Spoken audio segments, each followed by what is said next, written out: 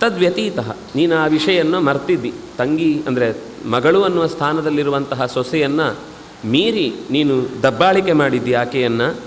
ಭ್ರಾತೃಭಾರ್ಯಾವ ಅವಮರ್ಷೇ ಅಸ್ಮಿನ್ ದಂಡೋಯಂ ಪ್ರತಿಪಾದಿತ. ಅದರಿಂದಾಗಿ ಇದು ದಂಡ ಅನ್ನೋದು ಶಾಸ್ತ್ರದಲ್ಲೇ ಹೇಳಿದ ಸಂಗತಿ.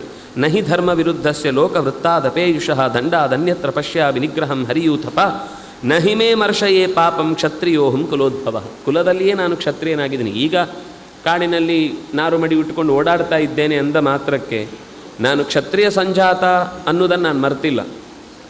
ರಾಜನಲ್ಲದೇ ಇರಬಹುದು, ಆದರೆ ಭರತನ ಆಜ್ಞೆಯನ್ನು ಹೊತ್ತು ತಿರುಗಾಡುವ ಒಬ್ಬ ಸೇನಾನಿಯಾಗಿ ನಾನು ಈ ಶಿಕ್ಷೆಯನ್ನು ಕೊಡಬಲ್ಲೆ. ಆದ್ದರಿಂದಾಗಿ ಅಹಂ ಹಿ ಶಾಸ್ತಾ ಲೋಕಾನ, ಕೇವಲ ಈ ಪ್ರದೇಶ ಅಲ್ಲ, ಎಲ್ಲಿಯೇ ಆದರೂ ಅನ್ಯಾಯ ನಡೀತಾ ಇದೆ ಅಂತಂದಾಗ ಸಜ್ಜನರಿಗೆ ರಕ್ಷಣೆ ಕೊಡುವುದು, ದುಷ್ಟರನ್ನು ನಿಗ್ರಹಿಸುವುದು ಅಂತ ಇಷ್ಟು ಹೇಳಿ ಆಮೇಲೆ ಇದು ನಮಗೆ ಬಹುಶಃ ಗೊತ್ತಿಲ್ಲದೆ ಇರ್ಬೋದು, ಗೊತ್ತಿರ್ಬೋದು, ಒಂದು ಅಪೇಕ್ಷೆಯನ್ನು ಅವನು ಮುಂದೆ ಇಡುತ್ತಾನೆ.